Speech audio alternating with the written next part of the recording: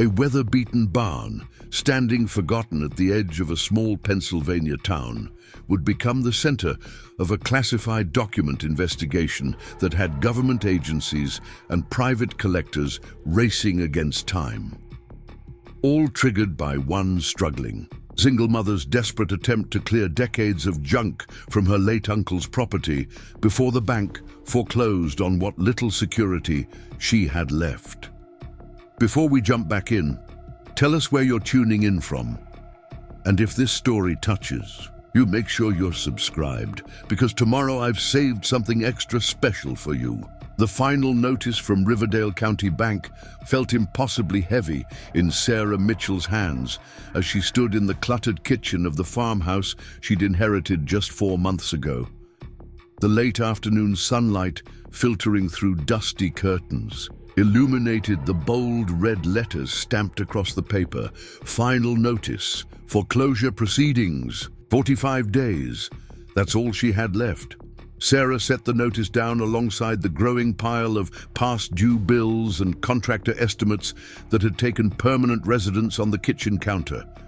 The pandemic had cost her the legal assistant position she'd held for 8 years, and the 2 part-time jobs she'd cobbled together barely covered rent and her son's needs, much less the $68,000 in back taxes and critical repairs the county inspector was demanding for this unexpected inheritance. At 35, Sarah had weathered storms that would have broken stronger spirits, raising 12-year-old Ethan on her own after his father walked out 7 years ago, the layoff that had wiped out her career trajectory just as she was being considered for a paralegal certification program, the emergency appendectomy last year that had drained what little savings she'd managed to set aside despite insurance. And now, this property, Uncle Robert's final gift that somehow felt more like a burden with each passing day. Did they send another one? Ethan's voice pulled Sarah from her calculations.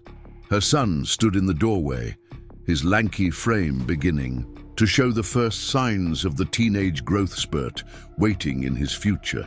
His eyes, so much like her own, held a maturity no 12-year-old should need to possess.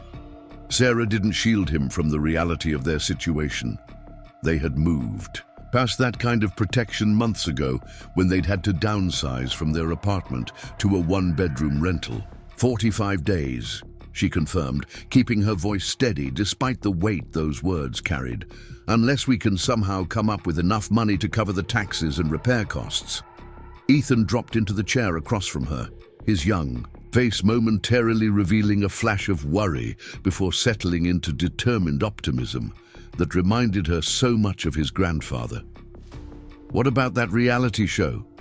The one that fixes up old places with interesting family histories? Sarah nodded, not wanting to extinguish her son's hope with the rejection email she'd received just yesterday. The production company had explained that while Uncle Robert's property had certain charismatic elements, it lacked the architectural significance or compelling family narrative their viewers expected. The local historical society had similarly rejected her grant application, citing limited funds and the barn's lack of documented historical importance beyond its age. "We're still exploring options," she said instead, pushing back from the counter. "In the meantime, I need to finish clearing out the storage room in the barn.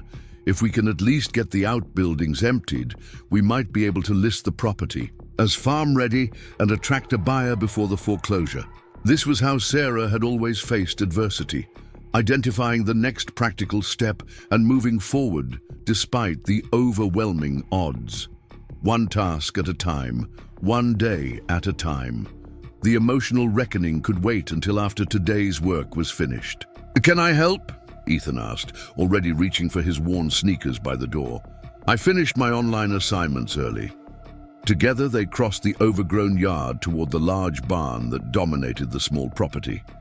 The structure had once been painted the traditional red of Pennsylvania barns, but decades of weather had stripped away most of the color, leaving behind a silvery gray patina that somehow made it look both neglected and dignified. "Uncle Robert, Sure kept a lot of stuff, Ethan observed, as they entered through the side door that led to what had once been a tack room before evolving into a general storage area. The space was packed with an eclectic collection of items: old farm equipment, stacks of yellowing newspapers, military footlockers that had remained locked despite their best efforts to find keys, and dozens of metal filing cabinets arranged in no discernible order. Your great-uncle never threw anything away, Sarah agreed, pulling on the work gloves she'd left on a shelf by the door. Mom used to say he was convinced everything would be useful someday. They had been working methodically through the barn for weeks, separating items into categories: sell, donate, recycle, and trash. The process was slow and frequently interrupted by Sarah's work schedule, but they had managed to clear almost half the main floor. Today's focus was the small room at the rear of the barn that Uncle Robert had apparently used as some kind of workshop. "This door always sticks," Sarah complained, putting her shoulder into the weathered wood. The door finally gave way with a protesting groan of rusty hinges. The musty smell of undisturbed space greeted them as they entered the workshop. Unlike the chaotic storage areas, this room showed signs of meticulous organization. Tools hung on outlined shapes on pegboards. Workbenches lined two walls, their surfaces clear except for an ancient vice grip and what appeared to be a ham radio set partially disassembled.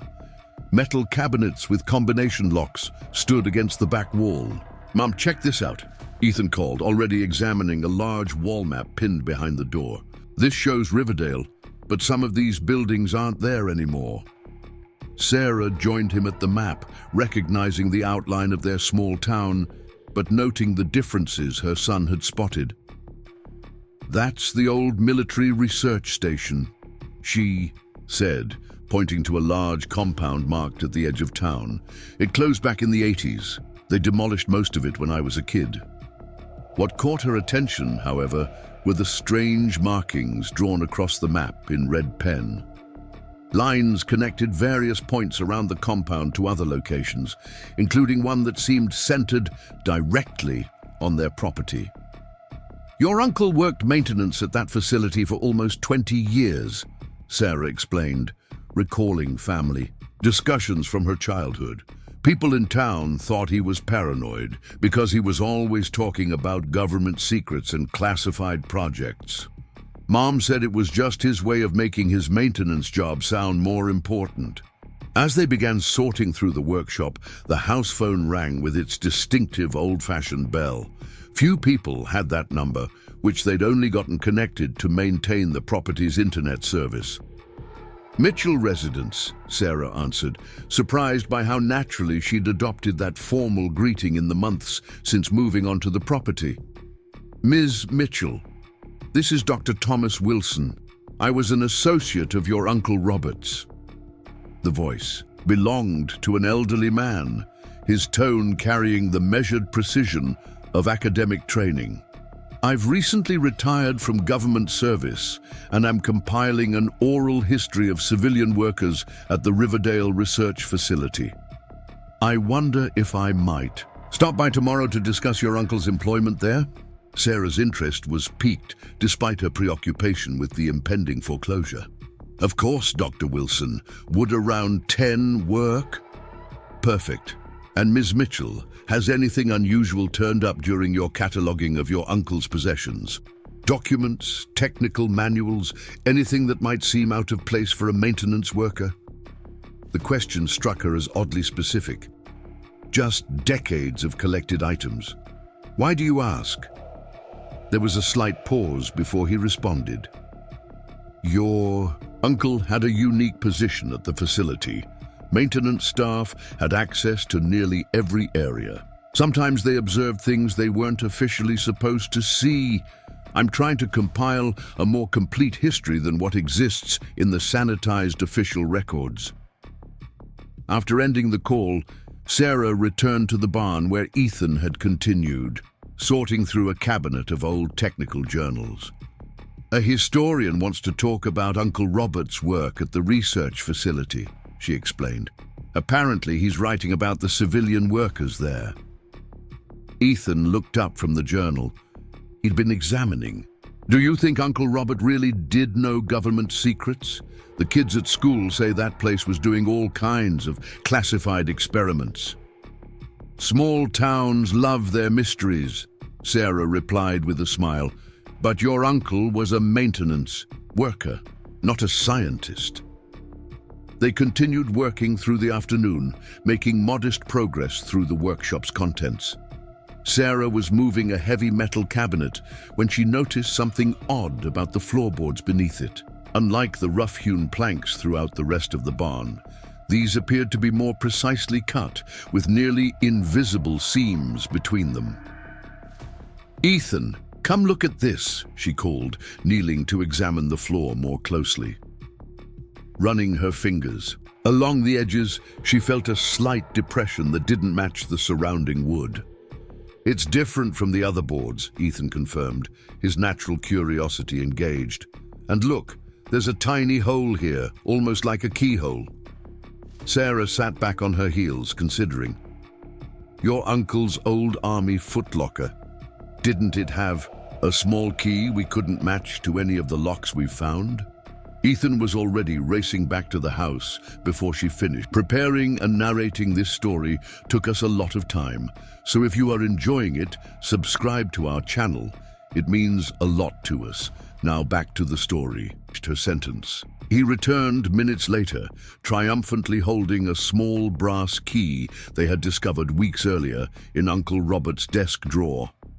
"It fits!" he exclaimed as the key slid perfectly into the nearly invisible hole. With a careful turn, they heard a distinct click from beneath the floorboards. Sarah held her breath as she pressed down on one edge of the section.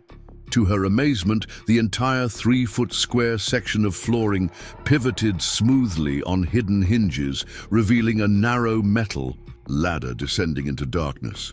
"Whoa!" Ethan whispered, his eyes wide. "Uncle Robert had a secret bunker." "Stay back," Sarah cautioned, maternal protection overriding her curiosity. "We don't know if it's structurally sound." She retrieved the heavy-duty flashlight they kept for power outages and directed its beam into the opening. The light revealed not the expected root cellar or storage space, but what appeared to be a carefully constructed concrete tunnel extending beyond the beam's reach. "I'm calling Mike," Sarah decided, referring to her older brother, whose construction company had been helping them evaluate the property's needed repairs. "We need someone who knows about structural integrity before we go down there." While they waited for her brother to arrive, Sarah and Ethan continued examining the area around the hidden entrance. The precision of the construction was remarkable. The hinges were hidden beneath metal stripping that matched the surrounding floor, and the opening mechanism was sophisticated enough to have remained functional despite decades of disuse. Mike's pickup truck arrived in a cloud of dust 40 minutes later. Her brother's expression shifted from mild annoyance at the urgent summons to genuine surprise as they showed him their discovery. "This isn't some amateur job," he concluded after a thorough examination of the entrance. "This is professional construction, probably late 60s or early 70s, based on the materials and techniques. Military grade, if I had to guess." With proper flashlights and Mike leading the way, they cautiously descended the metal ladder. The air below was surprisingly fresh and dry, suggesting some form of ventilation system. The tunnel stretched approximately 30 feet before opening into a room roughly the size of a small bedroom. "This is incredible," Mike whispered, his flashlight beam revealing walls lined with metal shelving units, each filled with carefully organized document. Boxes, film canisters, and what appeared to be technical equipment wrapped in protective coverings. Sarah approached one of the shelves, carefully lifting the lid on a document box labeled Operation Starlight, 1968, classified. Inside, she found manila folders containing typewritten pages bearing government headers and top-secret watermarks. These are actual classified documents, she realized, carefully replacing the folder exactly as she'd found it. But what are they doing under Uncle Robert's barn? Mike was examining what appeared to be a small generator connected to an air filtration system. This setup was designed for long-term document preservation, humidity control, air filtration, even backup power. Whatever's down here, someone went to extraordinary lengths to protect it. Ethan, despite instructions to remain at the top of the ladder, had naturally made his way into the room and was examining a map mounted on one wall. "Mom, this shows tunnels connecting the research facility to different places around town. And look, our barn is marked as Secondary Archive Alpha." As they continued their careful exploration, a picture began to emerge that challenged everything Sarah had believed about her eccentric uncle. The underground room contained what appeared to be a carefully curated collection of classified government materials spanning nearly 2 decades of the Riverdale Research Facility's operation. Technical documents, experimental results, personnel files, and what seemed most disturbing, records of projects that, according to the labels, had been officially discontinued and expunged from government archives. Robert wasn't just a maintenance worker, Mike concluded, examining an employee ID card with security clearances far above what a typical maintenance staff member would possess. According to this, he was part of something called the Documentation Preservation Initiative, whatever that was. Sarah felt overwhelmed by the implications. Her uncle, the man family members had gently mocked for his supposed paranoia and conspiracy theories, appeared to have been officially tasked with preserving government records that someone had wanted removed from official archives. "We need to understand what we're dealing with," she said finally, her legal assistant training asserting itself despite her shock. "These appear to be government property, and there could be serious legal implications for having them in our possession, even unknowingly." Mike nodded agreement. "And there's the question of value. Historical archives like this, especially if they contain information that was supposedly destroyed, could be worth significant money to the right institutions or collectors." The mention of value immediately connected to Sarah's impending foreclosure crisis. If these materials had legitimate historical significance and monetary value, could they potentially resolve her financial situation? Or would revealing their existence simply create more problems? "Let's document everything carefully before making any decisions," she decided. "We photograph the room layout, but don't disturb anything further until we better understand what we're dealing with." As they carefully secured the hidden entrance before returning to the house, Sarah's mind was racing with questions. Had Uncle Robert been officially authorized to maintain this archive, or had he removed these materials without permission? Were these legitimate government documents or elaborate fakes? And most immediately pressing, how would this discovery affect her? Meeting with Dr. Wilson tomorrow. That evening, after Ethan had finally fallen asleep, following hours of excited theorizing about his great-uncle's possible secret life as a government agent, Sarah conducted careful online research about the Riverdale Research Facility. Most information was frustratingly vague. The facility had officially conducted materials testing and communications research from 1956 until its closure in 1987.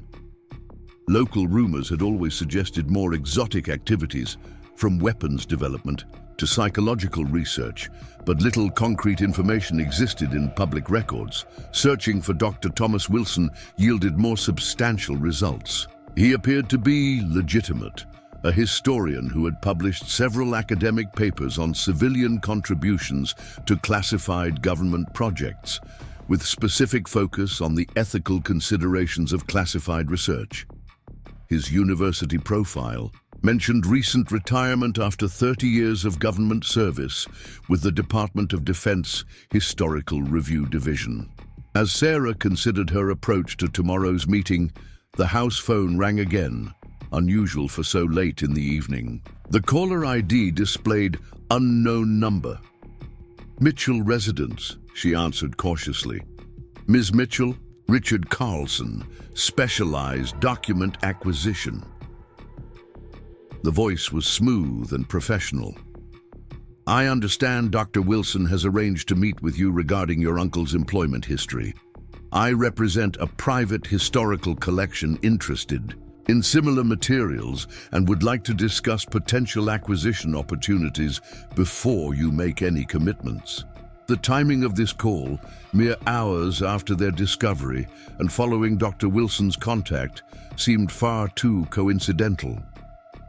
"How did you get this number, Mr. Carlson?"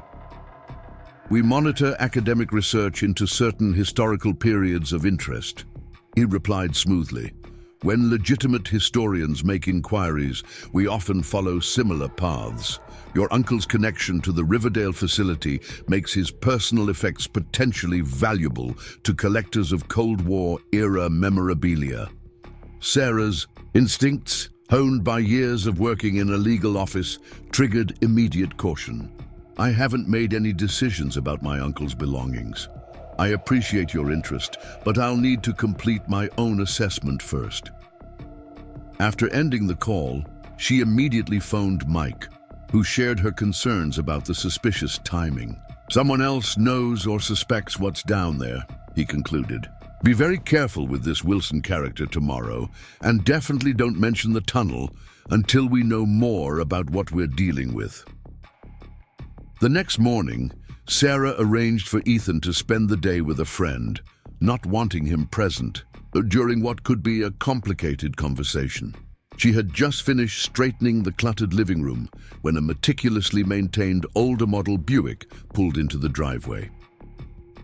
Dr. Thomas Wilson appeared exactly as his university profile had shown, a tall, thin man in his late 60s with neatly trimmed white hair and wire-rimmed glasses. He carried a leather briefcase and moved with the careful precision of someone accustomed to handling fragile historical materials.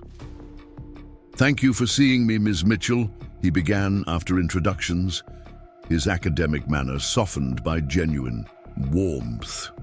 "Your Uncle Robert was a fascinating figure in the civilian support structure at Riverdale." Sarah offered coffee, which he accepted gratefully, and they settled at the kitchen table where she had prepared materials she was comfortable sharing: photographs of Uncle Robert at the facility, his service awards, and non-technical journals from his workshop. "I understand you're compiling an oral history project," she prompted, observing him carefully for reactions. Dr. Wilson examined the photographs with evident interest. "Yes, though my specific focus is on what we call preservation initiatives. During the facility's operation, certain civilian employees were enlisted to ensure that complete records were maintained, even when official policy called for document destruction. The specific mention of preservation aligned precisely with the ID card they had discovered in the underground room."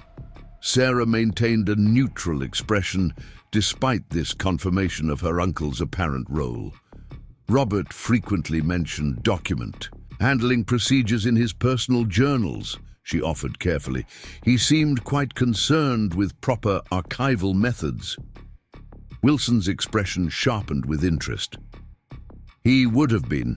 The Documentation Preservation Initiative was established in 1967 as an internal accountability measure. When certain projects were officially terminated and their records slated for destruction, DPI members ensured complete documentation was preserved in secure, off-site locations." "That sounds like it went against official policy," Sarah observed, testing his response. "It was actually authorized at the highest levels," Wilson clarified, "though kept compartmentalized to maintain plausible deniability. The program was designed to prevent complete information loss while allowing officials to truthfully state that records had been removed from government facilities. Their conversation was interrupted by the sound of vehicles approaching, multiple vehicles, based on the growing volume. Through the window, Sarah saw 3 black SUVs pulling into her driveway behind Wilson's Buick. "Are you expecting colleagues, Dr. Wilson?" she asked, tension evident in her voice. The historian appeared genuinely surprised. "No, I came alone." His expression hardened as he observed the new arrivals. "But I recognize that man giving directions. That's Richard Carlson. We have a professional history I wouldn't characterize as collaborative." Men in business casual attire emerged from the vehicles, their coordinated movements suggesting professional training beyond typical business operations. One was unpacking what appeared to be electronic scanning equipment from a vehicle trunk. "What exactly does Mr. Carlson do?" Sarah asked, recalling her conversation from the previous evening. "He runs a private acquisition company that locates and purchases historical government materials for wealthy collectors," Wilson explained, disapproval evident in his tone. "His methods operate in legal gray areas, technically not illegal in most cases, but ethically questionable by academic and historical preservation standards." As the team began setting up equipment on her property, Sarah noticed another vehicle arriving, a government-issued sedan with Department of Justice plates. A woman in a conservative suit emerged, carrying a leather portfolio and moving with the confident authority of federal law enforcement. "This is concerning," Wilson observed quietly. "That's Agent Hayes from the FBI Document Recovery Division. They typically become involved when classified materials are suspected to have been removed from official channels." The implication was immediate and alarming. If federal authorities were already involved, the materials beneath the barn might pose legal jeopardy rather than financial salvation. When the knock came, Sarah opened the door with careful composure. "How can I help you?" "Agent Rebecca Hayes, FBI Document Recovery Division." The woman introduced herself, presenting credentials. "We're investigating potentially mishandled classified materials connected to the former Riverdale Research Facility." The fabricated nature of this investigation was immediately apparent. They had only discovered the hidden room yesterday, and there had been no opportunity for anyone to report mishandled documents. "There must be some mistake," Sarah replied calmly. "I inherited this property from my uncle recently and have been cataloging his belongings for estate purposes." Agent Hayes maintained professional detachment. "We received intelligence suggesting your uncle Robert Mitchell may have removed sensitive materials during his employment. Mr. Carlson has been authorized as a consulting specialist due to his expertise in Cold War-era document identification." Before Sarah could respond, Richard Carlson himself approached, a well-dressed man in his early 50s with the confident demeanor of someone accustomed to taking control of situations. "Ms. Mitchell, a pleasure to meet in person," he said, smoothly. "As I mentioned on the phone, I represent collectors interested in historical materials.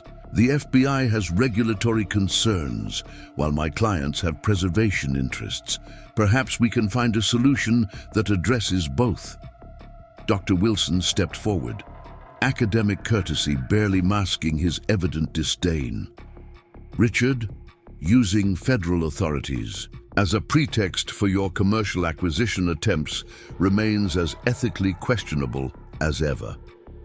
Carlson's expression registered momentary surprise at Wilson's presence before recovering his professional demeanor. "Thomas, still pursuing your academic approach to historical preservation, I see. How's the university funding these days? Still inadequate for proper archival work, I imagine?" The personal history between the men created a charged atmosphere that Agent Hayes clearly found inappropriate. "Gentlemen, this is an official inquiry. Personal rivalries aren't relevant to our investigation." Sarah recognized she needed to gain control of the rapidly deteriorating situation. Agent Hayes, I've only recently taken possession of this property and am still cataloging my uncle's belongings. If there are concerns about specific materials, I'm happy to cooperate with proper legal procedures. However, I don't consent to any unwarranted searches of my property. Hayes appeared momentarily taken aback by Sarah's confident legal assertion, clearly not expecting such a precise understanding of procedural requirements from someone she had likely presumed would be intimidated by federal authority.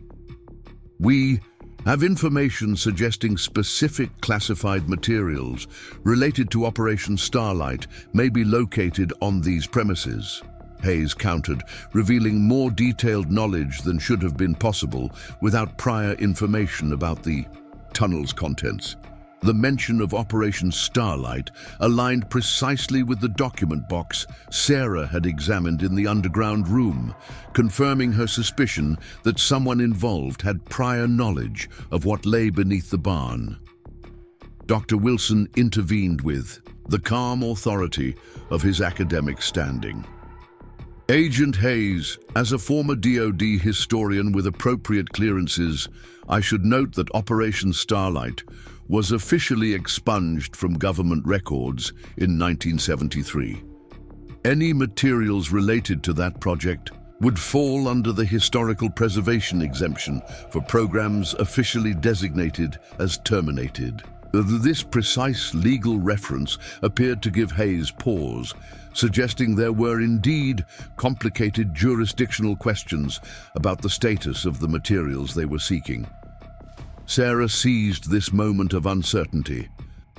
I'm not refusing cooperation with legitimate government interests, but I do require proper documentation before consenting to any property search. If you have a warrant specifically identifying what you're looking for, I'm happy to review it with my attorney present. The mention of legal representation shifted the dynamic significantly. Hayes exchanged a glance with Carlson that suggested their coordinated approach had not anticipated such informed resistance. We can return with appropriate documentation, Hayes conceded finally. In the meantime, we request that no materials be removed or altered. Bis, after the unexpected visitors had departed with clear reluctance, Sarah closed the door and turned to Dr. Wilson with new wariness. That was surprisingly specific information about what might be in my uncle's possession. Would you know anything about that, Dr. Wilson? The historian removed his glasses, cleaning them thoughtfully before responding. Ms. Mitchell, I believe complete transparency is now necessary. I was your uncle's documentation preservation initiative handler from 1971 until the facility closed. Robert was officially authorized to maintain an off-site archive of materials slated for official destruction, particularly projects that raised ethical concerns among senior scientists. This direct confirmation of her uncle's role was both validating and concerning, and the underground room was that officially sanctioned. The government maintained official ignorance about specific storage locations. That was the point of the initiative. Authorized preservation without official acknowledgement. Your uncle was one of 3 civilian DPI custodians in the program. Sarah processed this information carefully. And the current interest from both the FBI and this private collector? Several factors converging, Wilson explained. The classification period for many Cold War projects is expiring, making these materials historically significant rather than actively classified. Second, the Historical Transparency Act passed last year requires government acknowledgement of previously unacknowledged research. And third, private collectors have recently begun paying premium prices for materials that reveal government programs that officially never existed. So these materials have significant monetary value? Sarah asked, thinking of her impending foreclosure Extraordinary value both historically and financially, Wilson confirmed. But their status remains legally complex. Technically, they remain government property, though under the historical preservation exemption, custodians or their heirs may be entitled to significant finder's fees and preservation grants. This potential financial resolution to her crisis was immediately compelling, but Sarah remained cautious. "Dr. Wilson, why should I trust that you're being straightforward when everyone else clearly has hidden agendas?" The historian smiled slightly. "A fair question. Your uncle and I worked together for 16 years, preserving historically significant materials that others wanted permanently erased. I'm now in a position to ensure those materials receive proper historical recognition rather than disappearing into private collections or being reclassified by embarrassed agencies." The sincerity in his explanation rang true, but Sarah had learned caution through difficult experience. "If I did know where such materials might be located, what would be the proper next steps that would protect both the historical significance and address potential legal concerns?" "A formal declaration to the National Archives Recovered Materials Division," Wilson suggested without hesitation. "They have established protocols for previously off-books preservation initiatives and can ensure proper historical documentation while addressing ownership questions legally. They also administer the Preservation Compensation Program that provides significant financial recognition to families who maintained such archives."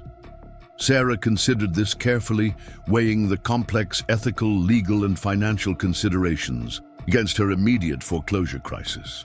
"And what about Agent Hayes and Mr. Carlson? They clearly won't simply abandon their interests. Once materials are formally registered with the National Archives, they receive federal protection status that supersedes other agency claims," Wilson explained. "As for Carlson, his collectors would be limited to authorized research access rather than acquisition, not what they want, but all they could legally pursue." As they discussed specific next steps, Sarah found her legal background providing unexpected clarity in navigating what initially seemed an overwhelming situation. The documents her uncle had preserved appeared to exist in a unique historical and legal category, officially removed from government possession through authorized channels, but never officially acknowledged as existing elsewhere.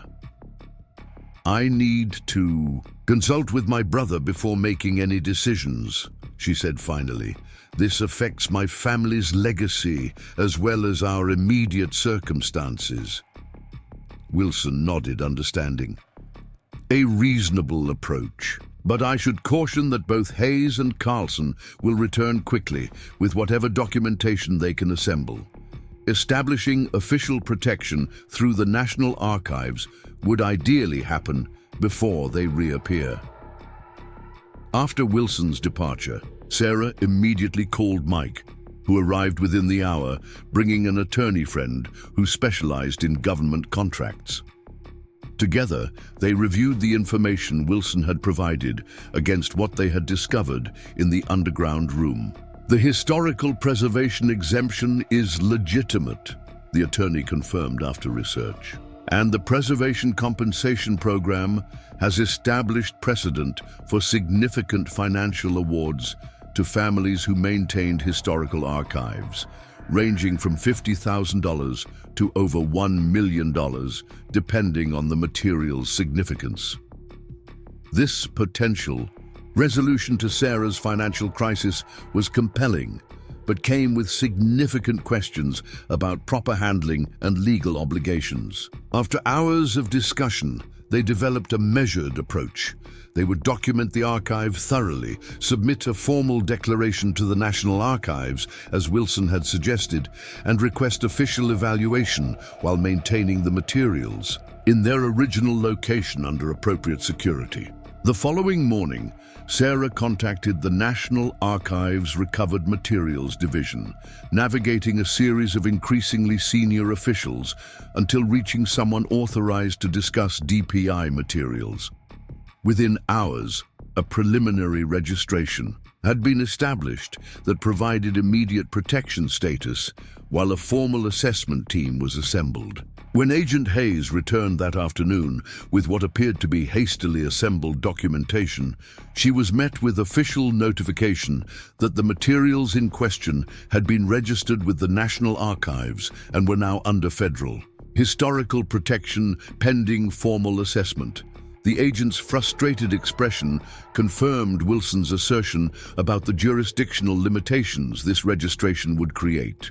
Richard Carlson made one final attempt at private acquisition, arriving unannounced with an increasingly generous financial offer that would have resolved Sarah's immediate foreclosure crisis. The proposal was tempting in its immediacy, but the attorney had advised that such a sale would likely violate federal historical protection statutes and potentially result in criminal charges. 3 days later, an assessment team from the National Archives arrived at the property, professional archivists and historians with appropriate security clearances and specialized knowledge of the Riverdale facility's research. Dr. Wilson accompanied them in an advisory capacity, his previous role as DPI handler, providing crucial context for understanding the material's organization and significance. The team's preliminary assessment exceeded even Wilson's expectations. The archive Robert Mitchell had maintained included complete documentation of 7 officially discontinued research projects, including technical specifications, test results, and ethical review discussions that had been removed from all government repositories. Their historical significance was described as extraordinary and irreplaceable in the team's initial report. 2 weeks after the discovery, Sarah received official notification from the National Archives Compensation Review Board.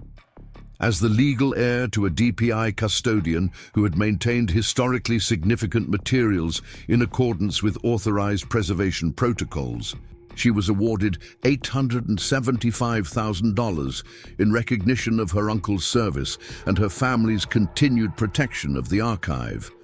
The funds would be disbursed within 30 days, well before her foreclosure deadline. A formal historical preservation designation was established for the property, with the underground archive maintained in its original location, but professionally secured and climate-controlled by National Archives specialists. The designation came with significant tax benefits that would ensure the property remained financially sustainable for years to come. Sarah stood in the barn that had seemed such a burden just weeks earlier, watching as professional archivists carefully documented each item in the underground room her uncle had maintained for decades. The eccentric relative family members had gently mocked for his conspiracy theories, and paranoia had been quietly performing a vital historical service, preserving documentation that would otherwise have been permanently lost. "Your uncle was a hero in historical preservation circles," Dr. Wilson told her as they observed the careful cataloging process. "We just couldn't acknowledge it publicly during his lifetime." The foreclosure notice that had triggered their desperate barn-clearing effort now seemed like a distant memory. The financial award would not only save the property, but provide security for Sarah and Ethan's future. She had already enrolled in the paralegal certification program she'd been forced to abandon, and was considering specializing in government historical document law, a niche field that her unique experience had unexpectedly prepared her to understand. The single mother who had been weeks away from financial ruin now found herself the custodian of a nationally significant historical archive, and the recipient of long overdue recognition for her uncle's dedicated service to historical truth. The barn that had seemed a burden of debt and obligation had revealed itself as something far more valuable, a carefully preserved window into government history that might otherwise have been permanently erased. All because Sarah had decided to clear decades of accumulated items from her eccentric uncle's workshop before admitting defeat to impending foreclosure. The afternoon sunlight had faded by the time Mike arrived with his attorney friend, David Harmon. Sarah had spent the intervening hours photographing the underground room's contents, while carefully avoiding moving or disturbing anything. She documented the general layout, the shelving systems, and taken close-up images of several document box labels and equipment tags that might help identify the material's significance. "This is incredible," David commented as the three adults descended the metal ladder into the hidden chamber. With three powerful flashlights illuminating the space, the full scope of Uncle Robert's secret archive became even more apparent. "I've handled government contract disputes for 15 years, and I've never seen anything like this."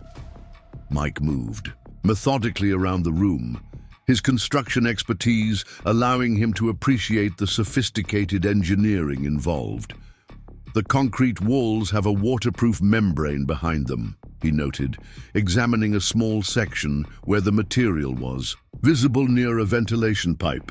"And these junction boxes suggest there was once electrical service down here, probably connected to the generator system."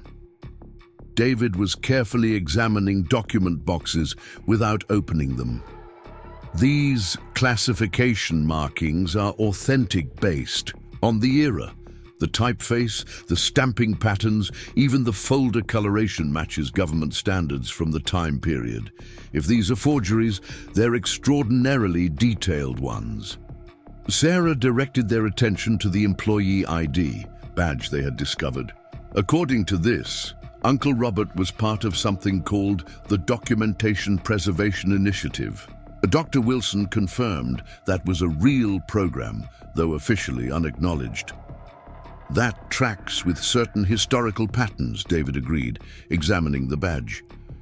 During the Cold War, various safeguard programs were established within classified projects, essentially internal accountability measures that operated with official sanction but without official acknowledgement. If things went sideways, leadership needed to maintain plausible deniability.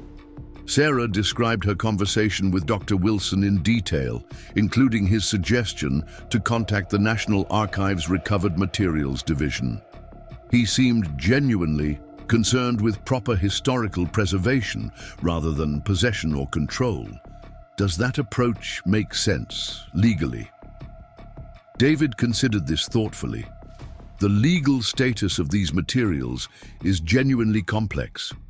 They're clearly government-created, documents that were at one point classified. However, if your uncle was officially authorized to maintain them through this DPI program, and if the classification terms have expired, they exist in a unique category.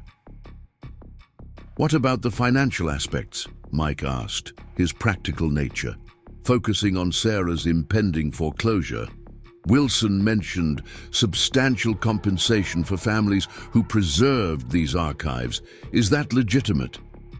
"The Historical Preservation Compensation Program is real," David confirmed. "It was established about 8 years ago to address exactly these kinds of situations. Materials preserved through unofficial channels that the government now recognizes as historically valuable. The compensation scale depends on the material's historical significance, rarity, and condition." Sarah felt a complex mixture of emotions as they continued their examination. Hope that this discovery might resolve her financial crisis balanced against concern about potential legal complications and a growing sense of pride in her uncle's apparently significant role in preserving important historical records. "Based on everything we've seen and what Wilson told you, I think his suggestion to contact the National Archives is the right approach," David advised, as they carefully secured the hidden entrance before returning to the house. They have established protocols for these situations that balance historical preservation with reasonable compensation. Evening had fallen by the time they finished their discussion and developed a preliminary plan. David would research the specific regulations governing the Historical Preservation Compensation Program, while Sarah prepared the initial documentation for submission to the National Archives. Mike would secure the barn with additional locks and a basic security system to protect the site until official arrangements could be made. As Mike and David prepared to leave, Sarah's phone rang. The caller ID showed unknown number once again. Ms. Mitchell? Richard Carlson again. The smooth voice carried a note of urgency that hadn't been present in their previous conversation. I understand you had a visit from Thomas Wilson today. I should caution you that while Dr. Wilson has impeccable academic credentials, his perspective on historical materials tends toward public institutions rather than recognizing the legitimate interests of private collectors. Sarah maintained a neutral tone. I appreciate your concern, Mr. Carlson, but I'm still assessing my options regarding my uncle's belongings. I respect that process, Carlson replied with practiced sincerity. However, I should mention that my clients are prepared to make an immediate cash offer for any historically significant materials, particularly those related to the Riverdale facility, that would likely exceed what government compensation programs might eventually provide. We're talking potentially 7 figures for the right materials, with no complex application process or extended waiting periods. The mention of 7 figures sent a jolt through Sarah's system. Even at the low end, that would mean over $1 million, far more than she needed to save the property and enough to completely transform her and Ethan's future security. That's certainly substantial, she acknowledged, maintaining her composure despite the shock. May I ask why? Your clients place such high value on these materials. Historical completeness, Carlson explained smoothly. Private collectors of Cold War-era memorabilia are particularly interested in documenting projects that were officially discontinued or removed from government records. The historical narrative is incomplete without these missing pieces. After ending the call with a non-committal promise to consider his offer, Sarah relayed the conversation to Mike and David, who had waited to hear the exchange. $1 million would solve all your problems immediately, Mike acknowledged, voicing the obvious appeal. But there has to be a catch if he's willing to pay that much sight unseen. David looked troubled. Private acquisition of materials that were once classified, even if they're technically declassified now, exists in a legal gray area. The fact that Carlson's trying to acquire them before you establish official registration with the National Archives suggests he's looking to circumvent proper channels. Could I face legal consequences if I were to sell these materials privately? Sarah asked directly. Potentially serious ones, David confirmed. If these materials were maintained through an official program like the DPI, selling them privately could potentially violate several federal statutes regarding government property and classified information, even if the classification period has technically expired. This sobering assessment tempered Sarah's momentary excitement about Carlson's offer. The immediate financial solution would come with significant legal risks that could potentially separate her from Ethan, a risk she wasn't willing to take regardless of the monetary reward. We proceed with the National Archives approach, she decided firmly. It might take longer and the compensation might be less, but it's the proper legal channel. David nodded approval. I'll draft the initial documentation tonight and we can submit it first thing tomorrow. The sooner we establish official registration, the better protected you'll be from private acquisition attempts. After they departed, Sarah checked on Ethan, who had returned from his friend's house and was already asleep, the excitement of their discovery having thoroughly exhausted him. She sat at the kitchen table with her laptop, researching the National Archives Recovered Materials Division and the Historical Preservation Compensation Program. The information she found aligned with what both Wilson and David had told her. The program had been established to address materials preserved through various unofficial channels during the Cold War, recognizing that important historical documentation had sometimes been maintained outside official repositories. Compensation scales ranged from modest recognition payments to substantial sums for collections of particular historical significance. What troubled her, however, was the timeline. Standard processing for compensation claims typically took 120 days, far longer than her 45-day foreclosure deadline. Even with an expedited review, which was sometimes granted for time-sensitive situations, the shortest processing period mentioned was 30 to 45 days, cutting it extremely close. Sarah was still reviewing this information when she heard a sound. From outside, the crunch of tires on gravel. Glancing at the clock, she saw it was nearly midnight, far too late for any legitimate visitor. Moving quickly to Ethan's room, she gently woke him. "I need you to stay very quiet," she whispered, keeping her voice calm despite her racing heart. "Someone's outside, and I don't think they're supposed to be here." Ethan's eyes widened, but he nodded, understanding. Sarah grabbed her phone and quickly dialed Mike, keeping her voice low as she explained the situation. He promised to come immediately and to call the county sheriff on his way. Returning to the living room, Sarah cautiously peered through the window blinds. Two figures in dark clothing were moving toward the barn, carrying what appeared to be equipment cases. Their movements were deliberate and practiced, clearly attempting to minimize noise. Sarah's protective instincts flared. Whatever these intruders were planning, she wouldn't allow them to compromise the materials her uncle had preserved for decades, not when they might represent both historical significance and her family's financial salvation. Checking that Ethan was safely in his room with the door locked, Sarah retrieved the aluminum baseball bat she kept for home security and quietly exited through the side door, staying in the shadows as she made her way toward the barn. The intruders had already broken the padlock and were inside, their flashlight beams visible through the windows. Keeping a safe distance, Sarah circled to the back of the barn where she could observe without being seen.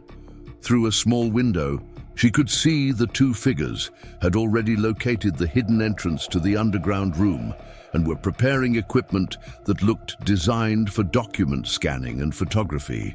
Professional thieves, she realized. These weren't opportunistic burglars, but specialists in document acquisition, almost certainly working for Carlson or someone with similar interests. Their equipment and methodical approach suggested they knew exactly what they were looking for and how to document it quickly. The distant sound of approaching vehicles gave Sarah a surge of relief. Mike lived only 10 minutes away, and it seemed he had already arrived with help. The intruders heard it too, quickly abandoning their equipment and heading for the barn exit. Sarah retreated to the shadows as they emerged, moving quickly toward a black sedan parked on the service road behind the property, a location chosen to avoid being seen from the main house. As they reached their vehicle, the headlights of Mike's truck illuminated the area, followed by the distinctive light bar of a sheriff's department patrol car. The intruders accelerated away down the service road, their headlights off despite the darkness. Mike's truck skidded to a stop near Sarah, who quickly explained what she had witnessed. The sheriff's deputy immediately called for backup to intercept the fleeing vehicle while securing the barn as a potential crime scene. They knew exactly where to look, Sarah told Mike, as they watched the deputy photograph the broken lock and entry point. They went straight for the hidden entrance. Someone gave them very specific information. By morning, the immediate security crisis had been addressed. The sheriff's department had documented the break-in attempt and installed temporary security seals on the barn doors. The fleeing vehicle had evaded immediate capture, but had been identified through a partial plate number as a rental car, creating an investigative trail that might eventually lead back to whoever had organized the attempted theft. More importantly, the break-in attempt had accelerated Sarah's timeline. With documented evidence of active attempts to access the materials illegally, the National Archives Recovered Materials Division agreed to send an emergency assessment team within 48 hours, a process that might otherwise have taken weeks to arrange. The attempted theft actually works in our favor, David explained during a morning conference call. It establishes clear evidence that these materials are being actively targeted, which triggers emergency preservation protocols. I've already spoken with the Archives legal department and they're expediting everything. Sarah spent the day preparing for the assessment team's arrival, while Mike arranged for additional security measures around the property. By that evening, temporary security cameras monitored the barn and main house, with a private security guard stationed at the property entrance. Expenses that stretched Sarah's limited resources even further, but were necessary given the previous night's break-in attempt. Dr. Wilson arrived early the following morning, having been contacted by the Archives team to serve as a subject matter expert during their assessment. His expression was grave as Sarah described the attempted theft. "Carlson's getting desperate," he observed. "That suggests these materials may be even more significant than I initially thought. Breaking and entering to access potentially classified materials crosses a line from ethical ambiguity into clear criminal territory." Sarah shared her conversation with Carlson, including his suggestion of seven-figure compensation for private acquisition. What could possibly make these documents worth that much to private collectors? Wilson's expression became thoughtful. Beyond historical value, certain technically oriented materials from that era have renewed relevance. The Riverdale facility was involved in early quantum computing research, advanced materials development, and certain communications technologies that were decades ahead of their time. Some of those research threads were officially abandoned, but have become extremely valuable in current technological contexts. The Archives assessment team arrived shortly thereafter. 4 professionals in unmarked government vehicles who presented credentials identifying them as specialists in classified document assessment and historical preservation. Their team leader, Dr. Elena Martinez, explained their process as they prepared to examine the underground room. "Our initial assessment focuses on 3 key factors," she told Sarah. "First, authentication, confirming these are genuine government materials. Second, classification status, determining whether any materials remain under active classification despite elapsed time. Third, historical significance, evaluating the material's importance to understanding government activities during this period." Sarah, Mike, and Dr. Wilson observed as the team conducted their methodical assessment of the underground archive. Their professionalism was impressive, photographing everything in place before careful examination, using specialized equipment to document original storage conditions, and maintaining precise records of every item inspected. By late afternoon, Dr. Martinez requested a private conversation with Sarah and her advisors. Seated at the kitchen table, the assessment team leader's expression conveyed controlled professional excitement beneath her official demeanor. "Ms. Mitchell, our preliminary assessment confirms these materials are authentic government documents created between 1967 and 1983. Many appear to be the only surviving copies of projects officially listed as discontinued and whose records were reported as destroyed through authorized channels." "What does that mean for their historical significance?" Sarah asked. "Extraordinary," Martinez replied without hesitation. Based on our initial review, this archive contains complete documentation of 7 major research initiatives whose results were never integrated into official government records due to various administrative and political considerations at the time. The scientific and historical value is quite literally incalculable. Mike leaned forward. And the compensation potential through your program? Martinez consulted her notes before responding carefully. The Historical Preservation Compensation Program has established matrices for determining appropriate recognition. For collections of this apparent scope, condition, and significance, compensation typically ranges from $750,000 to $1. $2 million, depending on final authentication of all materials. Sarah felt a surge of hope at these figures. Even at the low end, such compensation would more than resolve her financial crisis and secure her family's future. However, the critical question remained unaddressed. What about the timeline? I'm facing foreclosure in 43 days. That's where the attempted theft actually works in your favor, Martinez explained. Given documented criminal attempts to acquire these materials, we can activate emergency preservation protocols that include expedited compensation determination. In cases involving active security threats, initial compensation disbursement can be authorized within 30 days, with final valuation and potential additional compensation determined afterward. This timeline would be cutting it close to her foreclosure deadline, but it represented a realistic path to resolving her financial crisis through proper legal channels rather than risking the questionable private acquisition Carlson had proposed. What happens to the materials themselves? Sarah asked, finding herself increasingly concerned with their proper historical preservation beyond merely their financial implications. Given their historical significance and the active security threats, we would recommend immediate secure transfer to our specialized preservation facility, Martinez explained. However, in recognition of your uncle's decades of careful preservation, we could establish this location as a satellite preservation site with appropriate security upgrades and climate control systems.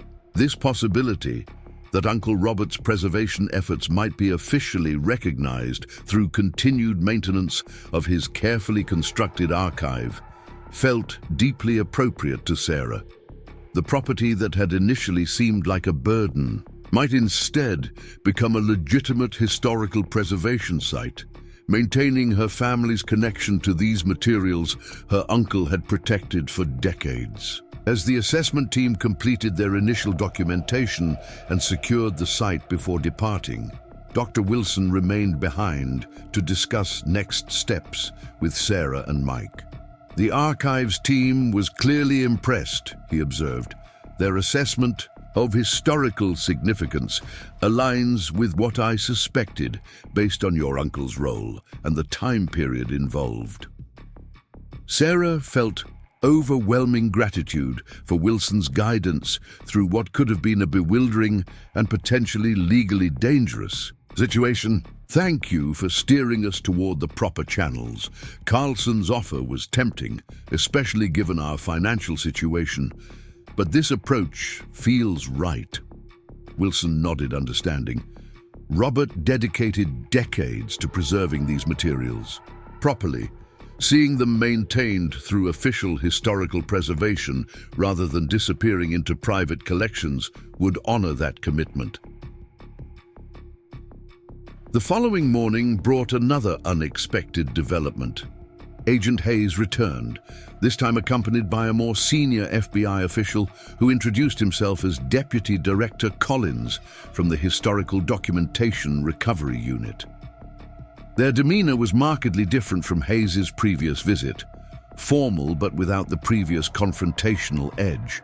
Ms. Mitchell, we understand the National Archives has initiated emergency preservation protocols for materials discovered on your property, Collins stated after introductions. Given certain jurisdictional considerations, We'd like to propose a cooperative approach to their preservation and documentation. The carefully diplomatic phrasing suggested a significant shift in official positioning. Sarah maintained her composure, grateful for David's presence as her legal advisor during this conversation. "We're committed to proper historical preservation through appropriate government channels," Sarah replied. "The archives team has been extremely helpful in establishing the proper procedures." Collins nodded acknowledgement. "The archives has primary jurisdiction for historical materials of this nature.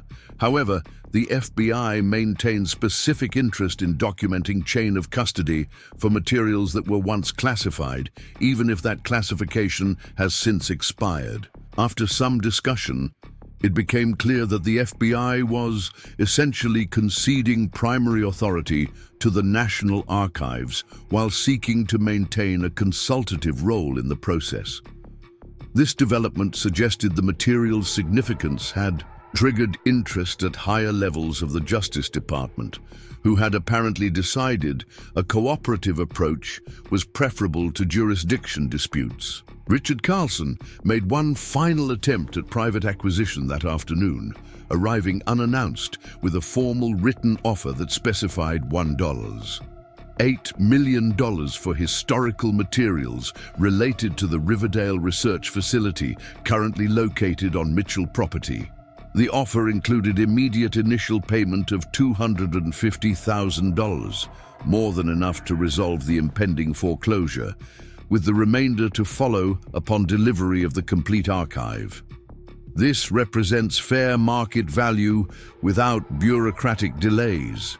Carlson emphasized, his usual smooth confidence showing signs of strain. Unlike government compensation programs with their matrices and formulas, we recognize the true historical significance of these materials. Sarah studied the document, recognizing the temptation it represented. The immediate payment would solve her financial crisis within days rather than weeks, potentially without the stress of waiting until the last possible moment before foreclosure. "Mr. Carlson, I appreciate the offer," she replied carefully. "However, these materials are now under official National Archives protection status pending final disposition determination. Any private sale would potentially violate federal historical preservation statutes." Carlson's expression hardened momentarily before recovering his professional demeanor. "The Archives has no enforcement authority over private property decisions. Their protection status is merely advisory until formal acquisition is completed." David, who had been quietly observing the conversation, intervened with precise legal clarity. "Actually, the emergency preservation protocols activated yesterday establish federal jurisdiction under Title 44, Section 21-07 of the U.S. Code. Attempting private acquisition of materials under such protection would constitute interference with federal historical preservation activities, a felony under current statutes." The mention of potential criminal liability clearly impacted Carlson's calculation. After a final attempt to suggest his clients might increase their offer further, he departed with obvious frustration, leaving Sarah with mixed emotions about rejecting such a substantial sum despite the legal risks involved. "You made the right decision," David assured her after Carlson's departure. "The moment those materials were authenticated as government-created documents maintained through an authorized preservation program, private sale became legally problematic, regardless of the dollar amount offered." The following days brought intense activity as the National Archives implementation team transformed the barn into a proper preservation site. Security systems were installed. Climate control equipment was carefully integrated to maintain appropriate temperature and humidity levels, and professional archivists began the meticulous process of properly cataloging each item in the collection while maintaining their original organization. 15 days after the initial discovery, Sarah received preliminary notification from the Historical Preservation Compensation Program. Based on the emergency assessment team's findings, an initial compensation determination of $875,000 had been approved, with potential additional compensation pending final evaluation of specific technical materials whose historical significance required specialized expert assessment. More importantly for Sarah's immediate concerns, the notification included confirmation that initial disbursement of $150,000 would be processed within 7 business days, with the remainder to follow upon completion of standard documentation. Requirements: this initial payment would be more than sufficient to resolve the impending foreclosure and provide breathing room while the full compensation determination was finalized. The County Tax Assessor's Office, upon receiving official notification of the property's new status as a National Archives satellite preservation site, initiated proceedings to establish a historical preservation tax exemption that would significantly reduce future property tax obligations, addressing one of the major financial burdens that had contributed to Uncle Robert's accumulated tax liabilities. 28 days after discovering the hidden underground room, Sarah signed final documentation with the National Archives establishing a formal preservation agreement. The Mitchell property would maintain its status as a satellite preservation site for a minimum of 10 years, with Sarah serving as the designated site custodian with appropriate security clearance and a modest annual stipend to cover her responsibilities in maintaining site security and providing basic facilities management.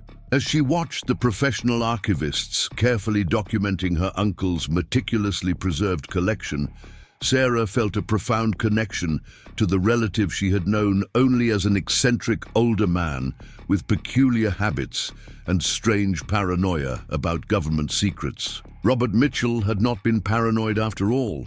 He had been entrusted with legitimate historical materials of extraordinary significance, a responsibility he had maintained with dedicated precision for decades without recognition or acknowledgement.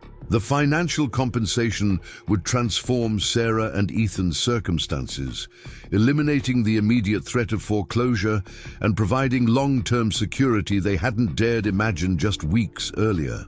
Sarah had already enrolled in the paralegal certification program she'd been forced to abandon, with plans to eventually pursue a law degree with specialization in historical document preservation law. An unexpected career path that had emerged directly from this life-changing discovery.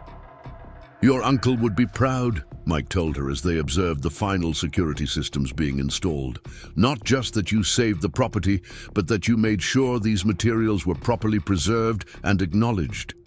Sarah nodded, thinking of the eccentric uncle whose reputation in the family had always carried a hint of dismissive humor about his conspiracy theories and paranoia. He protected these records for decades without anyone understanding what he was doing or why it mattered. "I wish we could tell him it wasn't for nothing, that what he preserved will finally be recognized for its historical importance." As the preservation team completed their work, Sarah found herself standing in what had once been Uncle Robert's workshop, the room where their extraordinary discovery had begun. The pegboard still displayed his carefully outlined tool arrangements, the workbenches still held his organized repair projects, and the wall map with its mysterious markings remained exactly as they had found it.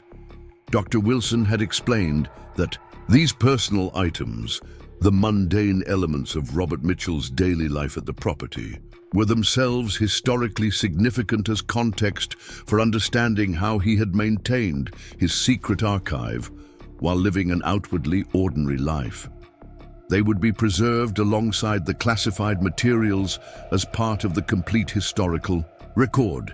The bank officer who had sent multiple foreclosure notices called personally to confirm receipt of the tax payment and to close the foreclosure proceedings. His tone carried obvious curiosity about the sudden reversal in Sarah's financial circumstances, but she offered only the officially approved explanation that the property had been designated a historical preservation site with appropriate compensation for maintenance requirements.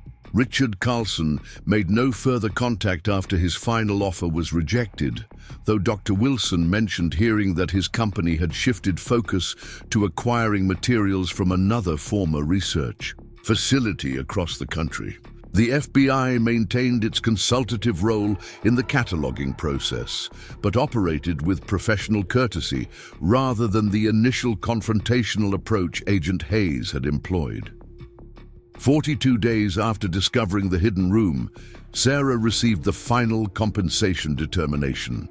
The specialized assessment of technical materials had identified several documents of extraordinary historical significance related to early quantum computing research, resulting in additional compensation that brought the total to just over $1 million, ironically matching what Carlson had initially suggested private collectors might pay. The critical difference, as Dr. Wilson pointed out, was that through proper historical preservation channels, the materials would remain accessible to qualified researchers and historians, rather than disappearing into private collections. Uncle Robert's preserved archive would contribute to a more complete understanding of Cold War-era research and development, filling gaps in the historical record that had been officially erased decades earlier. On the 45th day, what would have been foreclosure day, Sarah and Ethan hosted a small gathering at the property. Mike and his family, David, Dr. Wilson, and several members of the archive's preservation team joined them for an informal celebration of both their personal financial salvation and the successful preservation of historically significant materials. As Sarah watched Ethan proudly giving his cousins a tour of the now secured barn with its professional historical preservation equipment and carefully restored workshop, she reflected on how dramatically their circumstances had changed in just over 6 weeks. The inheritance that had initially seemed like a burden of debt and obligation had revealed itself as something extraordinary, a carefully preserved historical treasure that had not only saved their immediate future, but connected them to a legacy of preservation that would continue long beyond their lifetimes. All because Sarah had decided to clear decades of accumulated items from her eccentric uncle's workshop before admitting defeat to impending foreclosure. 5 years had transformed the Mitchell property beyond recognition. The weathered barn that had once stood as a symbol of financial burden now gleamed with fresh paint and professional restoration, its historical architecture preserved while housing a sophisticated preservation facility that drew researchers and historians from across the country. Sarah Mitchell paused at the entrance to what was now officially designated as the Mitchell Archive of Cold War Research Documentation, watching a group of graduate students being guided through the main exhibition area by her son, Ethan. At 17, he had developed an impressive knowledge of the archive's contents and historical context, his weekend tours becoming a favorite among visiting academics for their blend of technical accuracy and personal connection to the site's discovery. "They say he has your gift for making complex history accessible," observed Dr. Thomas Wilson, who had transitioned from government historian to the archive's academic director following his formal retirement 3 years earlier. "Though I believe his technological understanding exceeds both of ours combined." Sarah smiled with maternal pride. His computer science professors say the same thing. Apparently growing up surrounded by quantum computing documentation from the 1970s gives you a unique perspective on modern technology development. The Mitchell Archive had evolved far beyond its humble beginnings as a hidden room beneath weathered floorboards. Following the initial preservation agreements, further investigation had revealed additional documentation caches in other locations on the property. Smaller collections Uncle Robert had distributed as secondary backup archives, all connected through the coded markings on his workshop map that had initially seemed like eccentric paranoia. These discoveries had elevated the site's historical significance substantially, transforming it from a satellite preservation location to a designated National Archive Research Center with permanent protection status and expanded facilities. The original farmhouse had been professionally restored with historical accuracy, while new structures had been carefully integrated to provide research facilities, climate-controlled storage, and educational exhibition spaces. Sarah's role had similarly evolved from emergency custodian to Executive Director of Site Operations, her paralegal certification and subsequent law degree, with specialization in historical documentation, providing the professional credentials. To match her personal connection to the archive, the position offered both professional fulfillment and financial stability that had seemed unimaginable during those desperate days facing foreclosure. The Department of Energy research team arrives tomorrow, Wilson reminded her as they walked toward the administrative offices that had been constructed adjacent to the original barn. They're particularly interested in the quantum coherence project materials from 1974 to 76. Apparently, some of the theoretical approaches abandoned back then have renewed relevance to their current research initiatives. This pattern had repeated consistently over the 5 years since the archive's establishment, contemporary researchers discovering that paths abandoned decades earlier due to technological limitations or shifting government priorities contained valuable insights applicable to modern challenges. What had initially appeared to be merely historically interesting documentation had proven to contain scientific and technical value that continued to appreciate with time. Sarah's office, overlooking both the original barn and the new research facilities, had become a comfortable blend of professional workspace and personal sanctuary. Family photos shared wall space with framed historical documents and official recognitions, including the Presidential Historical Preservation Medal awarded to Uncle Robert posthumously once the full significance of his preservation efforts had been established. The quarterly oversight committee meeting starts in 20 minutes, her assistant reminded her, placing a tablet with the agenda on her desk.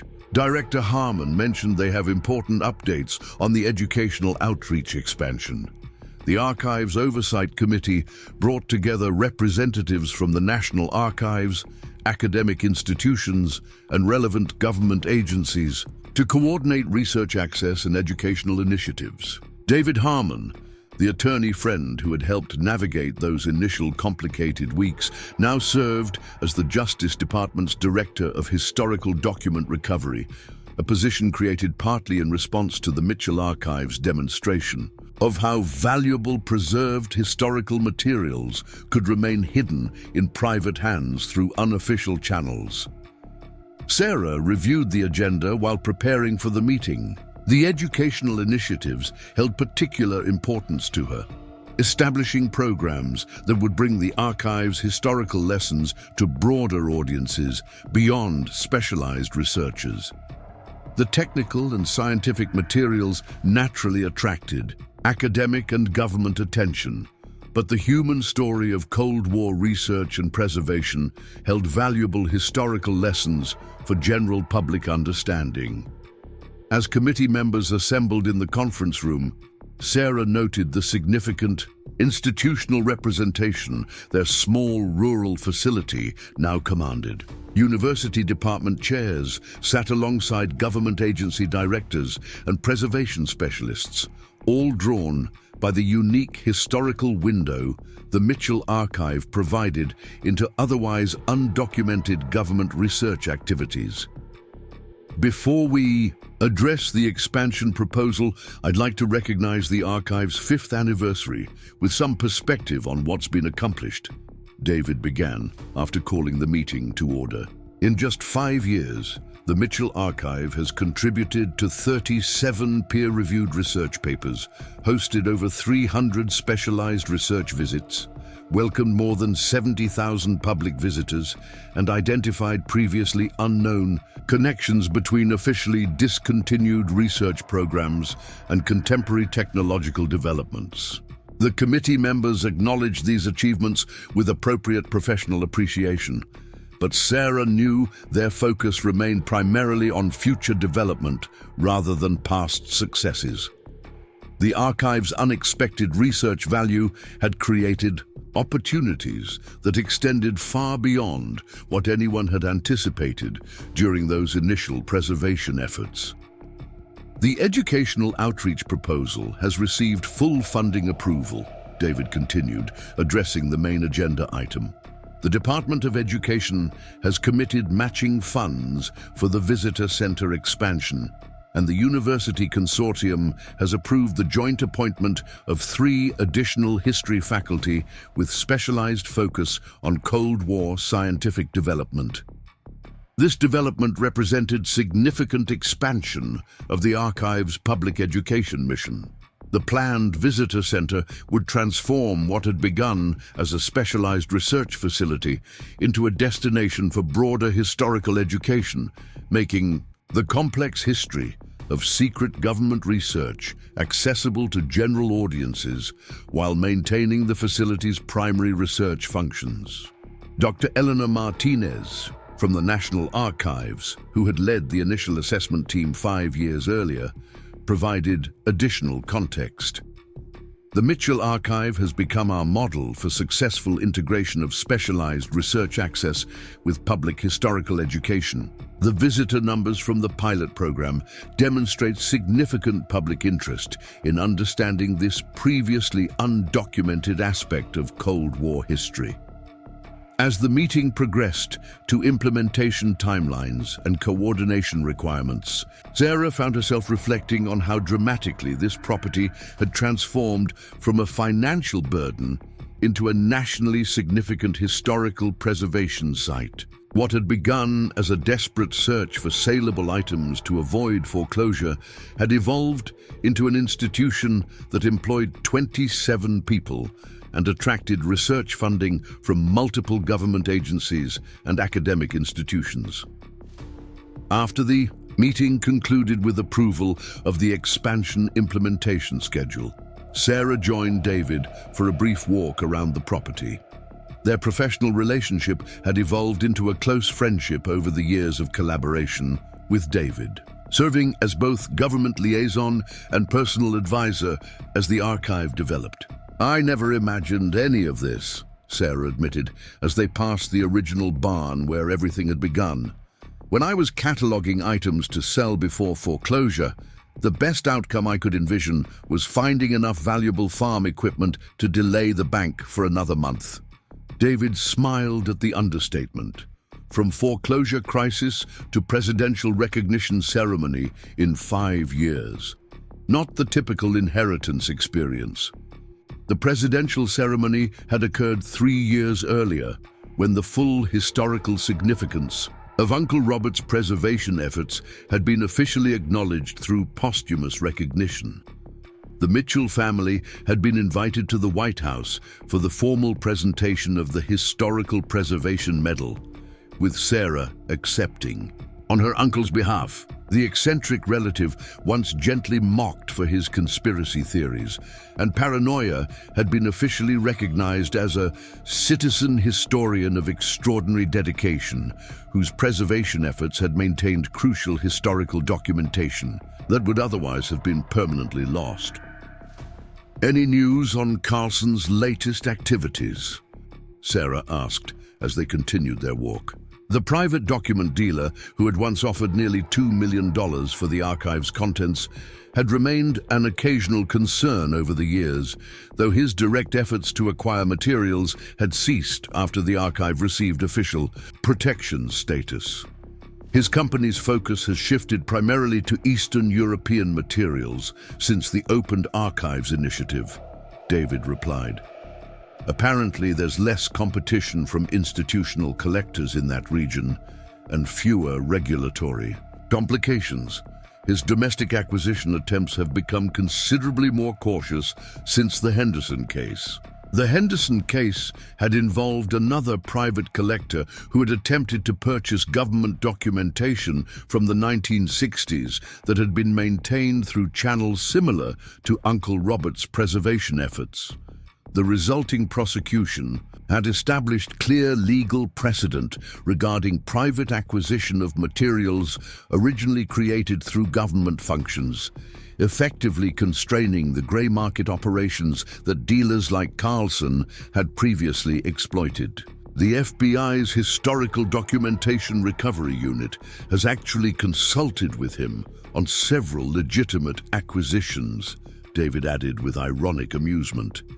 When proper channels offer professional legitimacy and reasonable compensation, even the most dedicated private acquisition specialists can be redirected toward preservation partnerships rather than competing extraction efforts.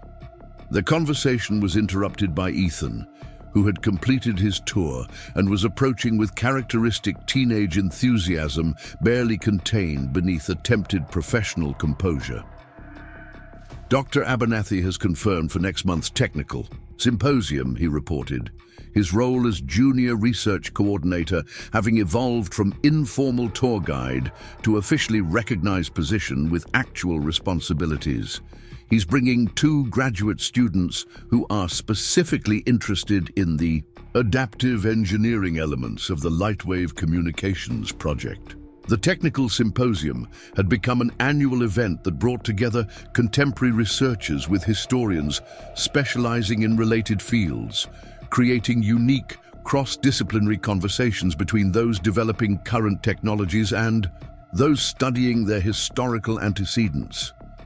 Ethan's natural ability to bridge these technical and historical perspectives had made him a valuable facilitator despite his youth. The Princeton Physics Department has also requested access to the quantum computing theoretical models, he continued, consulting his tablet with the serious demeanor of someone twice his age. They're developing a comparative analysis between abandoned theoretical approaches from the 1970s and current quantum architecture designs. Sarah felt a complex mixture of maternal pride and bemused wonder at her son's transformation from a worried 12-year-old facing potential homelessness to a confident young man with specialized knowledge that drew respect from accomplished scientists and historians. The archive's discovery had transformed not just their financial circumstances, but their entire life trajectory in ways neither could have possibly anticipated. As David departed for his return flight to Washington, Sarah and Ethan continued their end-of-day routine, checking security systems and environmental monitoring stations throughout the facility. The sophisticated preservation infrastructure that now protected the archive represented millions of dollars in specialized equipment and construction, all dedicated to maintaining materials that had spent decades hidden beneath barn floorboards. Through Uncle Robert's decidedly low-tech but remarkably effective preservation methods, I've been accepted to MIT's computer science program, Ethan mentioned casually as they completed the final security check at the main entrance, his attempted nonchalance betrayed by the slight tremor of excitement in his voice. Early decision, full scholarship, plus research stipend. Sarah stopped in her tracks, overwhelmed by a wave of emotion that connected their current reality to those desperate days 5 years earlier.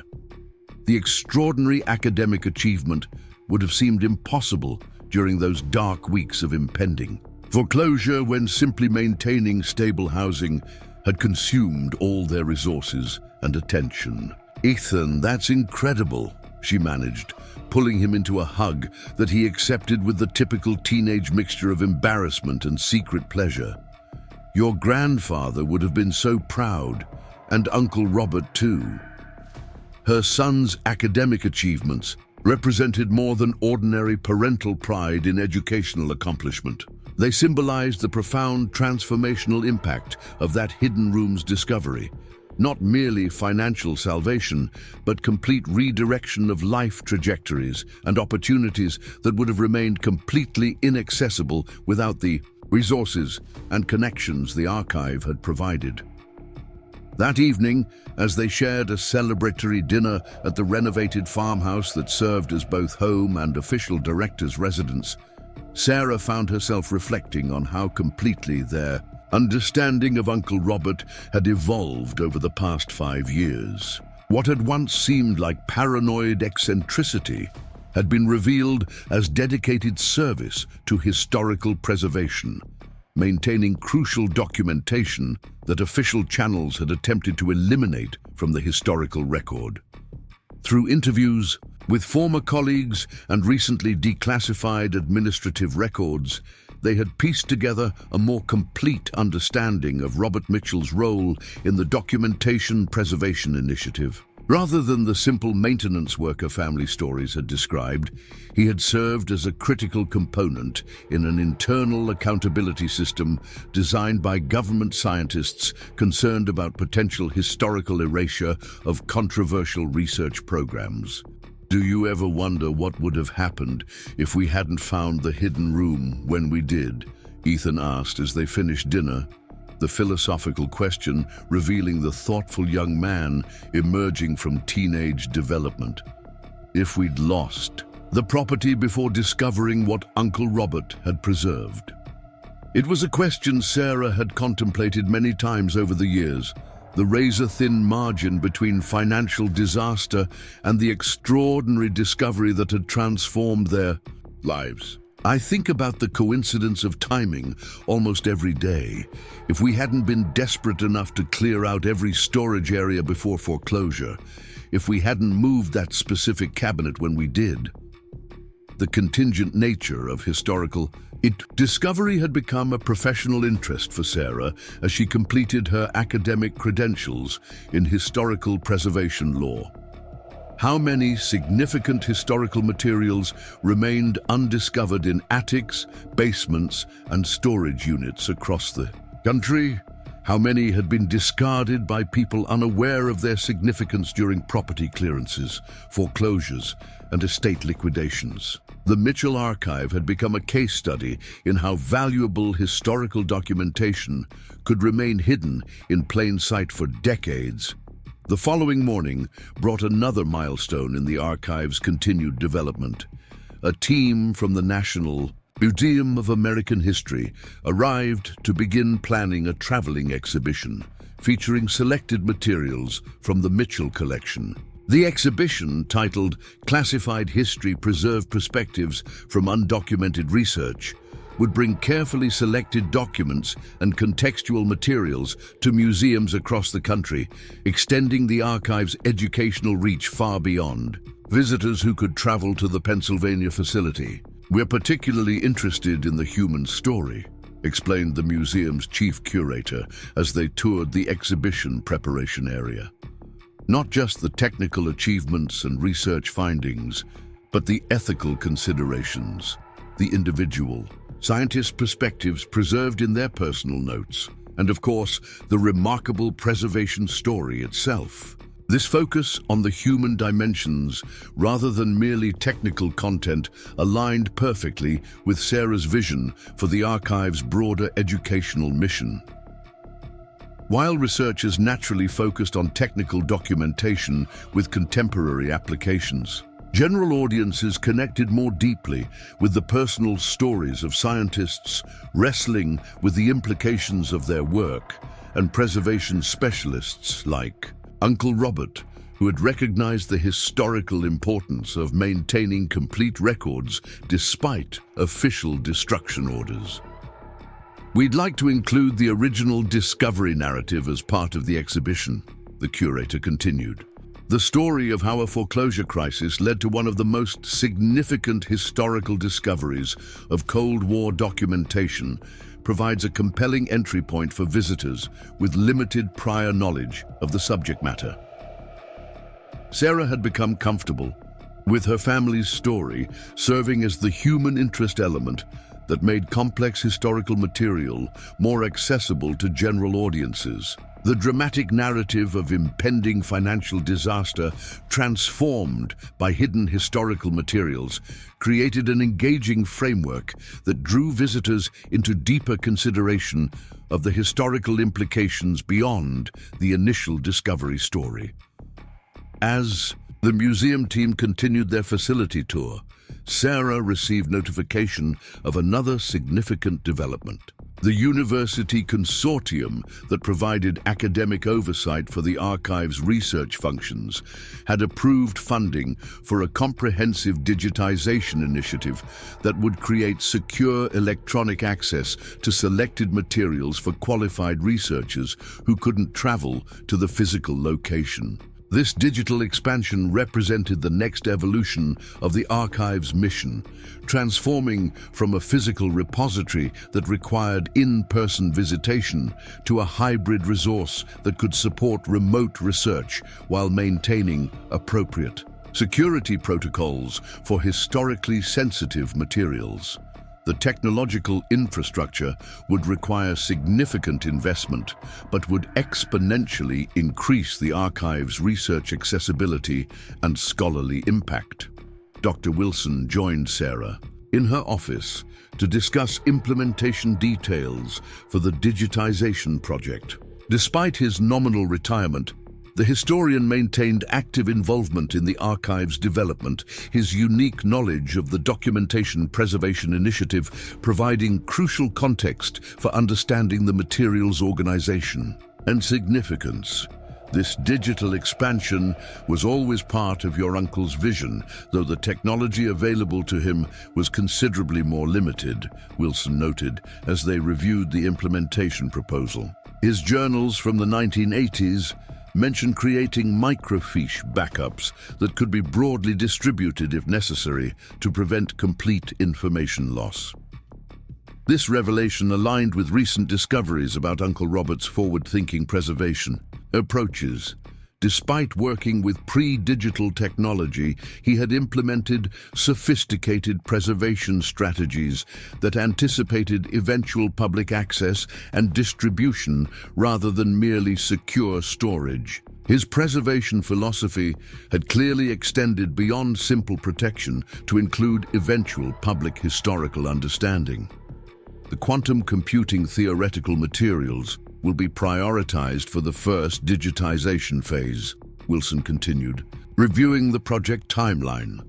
The Department of Energy research team identified those as having most immediate relevance to ongoing research initiatives. The afternoon brought another visitor to the archive, Agent Rebecca Hayes, whose initial confrontational approach 5 years earlier had evolved into professional collaboration as the FBI's Historical Documentation Recovery Unit developed cooperative relationships with archives and collectors rather than adversarial enforcement approaches. "We've identified another potential DPI preservation site in New Mexico," she informed Sarah during their meeting. The property owner discovered documentation related to atmospheric testing programs while renovating a workshop building. The materials appear to have been maintained by another custodian from the same time period as your uncle. This pattern had repeated several times in recent years. The Mitchell Archive's high-profile discovery and successful preservation approach had inspired other families to come forward with similar materials maintained by relatives who had participated in various documentation preservation initiatives during the Cold War.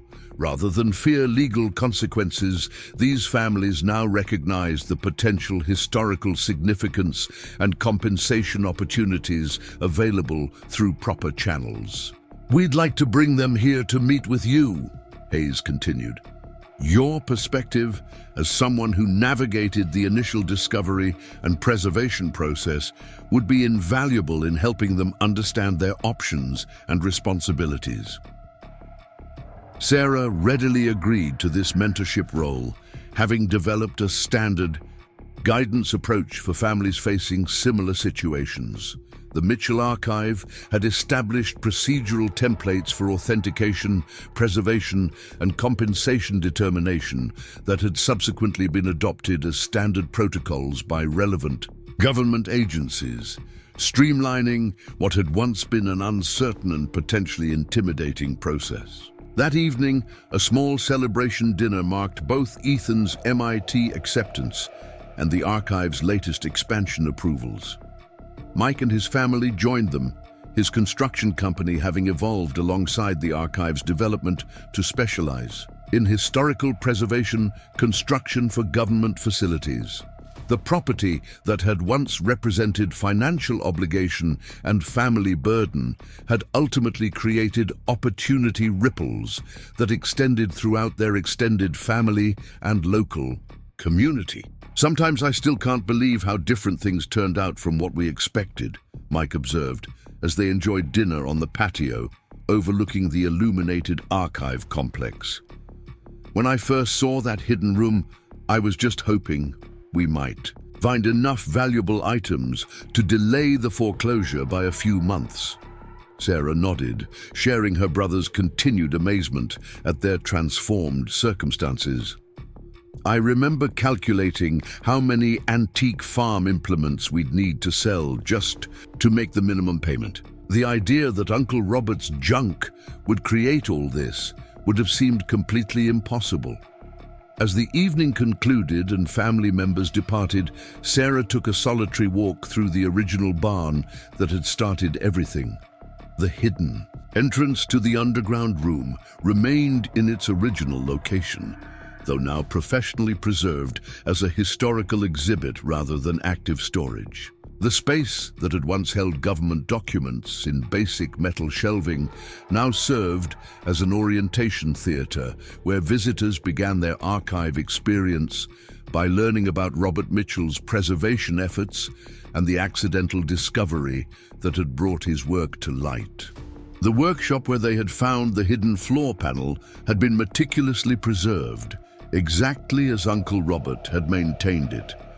His tools still hung on their outlined shapes on the pegboard.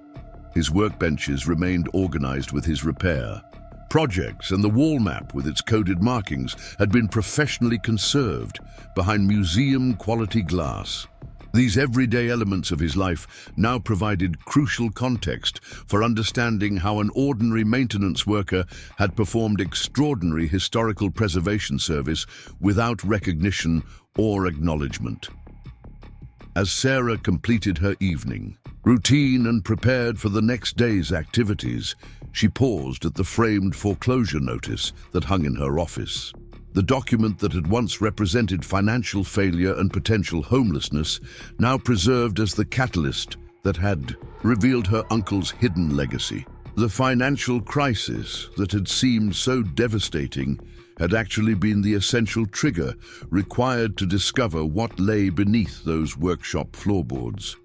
The following morning brought yet another evolution in the archive's developing significance. A team of Department of Defense historical researchers arrived to examine materials related to a communications technology that had been officially abandoned in 1973, but appeared to have theoretical approaches relevant to current secure transmission challenges. This pattern of abandoned research paths, finding renewed relevance in contemporary contexts, had become increasingly common as modern technology development caught up with theoretical concepts that had been technologically impossible to implement decades earlier. These theoretical models were remarkably forward-thinking, observed the team's lead researcher as they examined documentation from the abandoned project. They anticipated quantum encryption approaches that we're only now developing effective implementation methods for. Having the complete theoretical framework preserved rather than just summarized conclusions provides invaluable developmental context. This practical research value beyond mere historical documentation had elevated the Mitchell Archive's significance in ways that continued to expand its impact and institutional support.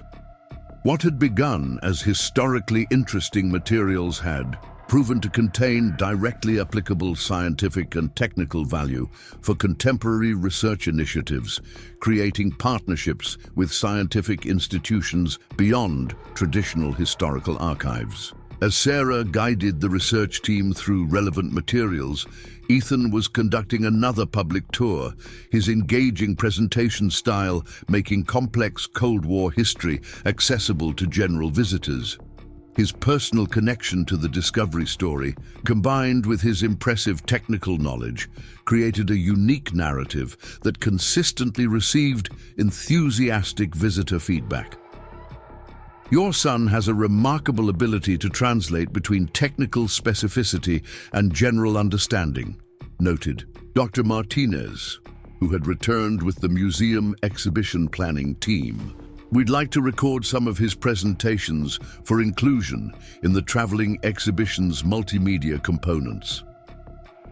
This professional recognition of Ethan's abilities reinforced his growing confidence in blending the technical knowledge he had absorbed from the archive's materials with the personal narrative of their family's connection to its discovery. What had begun as weekend volunteer work had evolved into a legitimate academic skill set that had directly contributed to his university admission and emerging professional identity. Late afternoon brought notification of another significant development. The Historical Preservation Directorate had approved designation of the Mitchell Archive as a national training center for preservation specialists working with classified historical materials. This elevated status would bring preservation professionals from throughout the government historical community for specialized training in authentication, conservation, and appropriate access protocols for sensitive historical documentation. This designation recognizes the unique expertise your team has developed in handling these specialized materials, explained the program director during a video conference announcing the approval. The preservation methodologies developed at Mitchell have become our standard approach for similar collections across multiple agencies.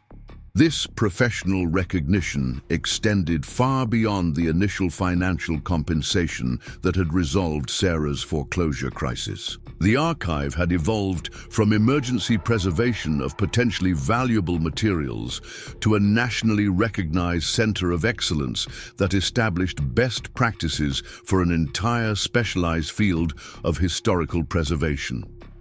As the sun set on another busy day of archive operations, Sarah found herself once again reflecting on the extraordinary chain of events that had transformed their lives. The hidden room that had initially represented potential financial salvation had ultimately created not just security, but purpose, professional identity, and meaningful contribution to historical understanding that neither she nor Ethan could have imagined during those desperate days facing foreclosure. The Mitchell Archive of Cold War research documentation stood as living testament to the importance of historical preservation and the unexpected ways historical materials could find renewed relevance in contemporary contexts. The eccentric uncle, once dismissed as paranoid, had been posthumously recognized as a dedicated custodian of historical truth, maintaining crucial documentation that official channels had attempted to eliminate from the historical record. And all because Sarah had decided to clear decades of accumulated items from her eccentric uncle's workshop before admitting defeat to impending foreclosure. 10 years after Sarah Mitchell discovered the hidden room beneath her uncle's barn, she stood at the entrance of what was now known as the Mitchell Center for Cold War Documentation.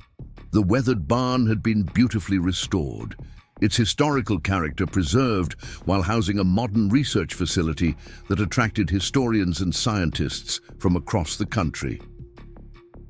Mom, the Department of Energy team just arrived, called Ethan, now 22 and home from MIT, where he was completing his graduate work in quantum information theory. His childhood experience had shaped his academic path, leading him to study the very technologies documented in his great-uncle's preserved archives. Sarah nodded, straightening her blazer before going to greet the research team.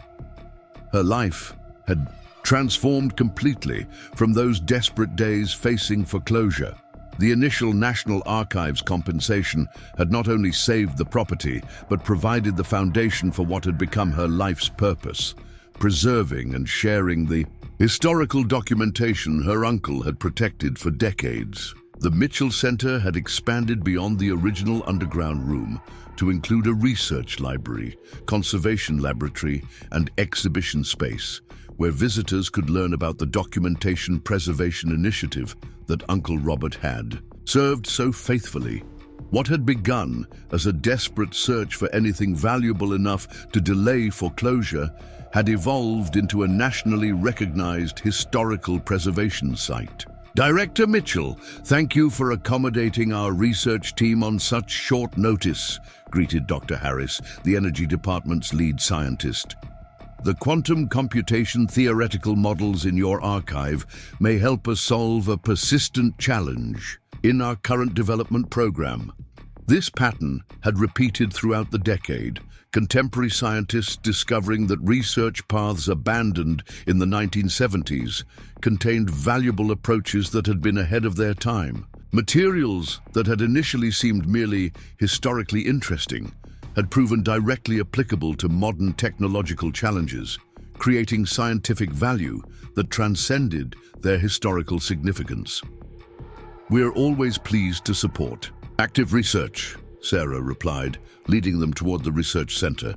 My uncle preserved these materials because he believed this knowledge belonged to humanity's scientific heritage, not just classified government archives.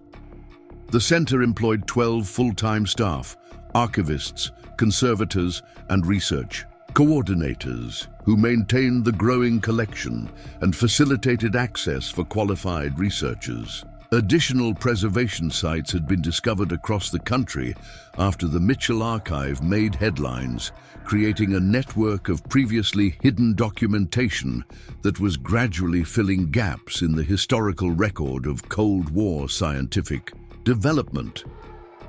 As the research team settled into the specialized reading room, Sarah took a moment in her office to appreciate how completely her circumstances had changed. Framed on her wall was the original foreclosure notice, the document that had once represented financial disaster, now preserved as the catalyst that had revealed her uncle's hidden legacy. The legal expertise she had developed through necessity during those initial complicated weeks had evolved into formal credentials. Her law degree with specialization in historical documentation had positioned her as a recognized authority in the complex intersection of classified information, historical, preservation, and public access rights. Mike joined her for lunch in the center's small cafe, his construction company having grown alongside the Mitchell Center's development. Remember when we thought we might find enough valuable farm equipment to delay foreclosure for a month? Now you're hosting Department of Energy research teams. Sarah smiled at the understatement. I sometimes wonder what would have happened if we hadn't moved that specific cabinet on that particular day. If we'd started in a different corner of the workshop, we might have lost everything before discovering what was hidden there. The afternoon brought a virtual meeting with representatives from 3 universities who were developing a collaborative research program based on materials in the Mitchell Archive. The academic partnerships had become a cornerstone of the center's mission, ensuring the preserved documentation contributed directly to ongoing research and education rather than merely existing as historical artifacts. The Mitchell model for classified historical materials has transformed how we approach these collections, noted the lead professor from Stanford. Your tiered access framework balances security considerations with academic access in ways that have become standard practice throughout the field. This structured approach to making previously classified materials accessible to appropriate researchers while maintaining necessary security protocols had been Sarah's most significant contribution to the field. The framework she had developed, through practical necessity, had subsequently been adopted by government archives and specialized collections throughout the historical preservation community.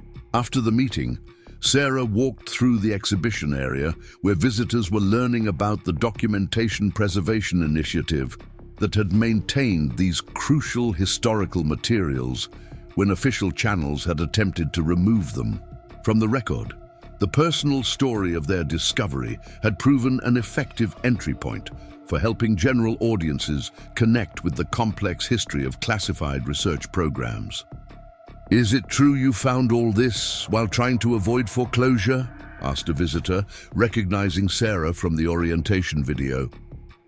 "Absolute desperation makes for very thorough cleaning," she replied with a smile that acknowledged the extraordinary coincidence of timing. "If we hadn't been searching every corner for anything valuable enough to sell, we might never have moved the cabinet that concealed the hidden entrance."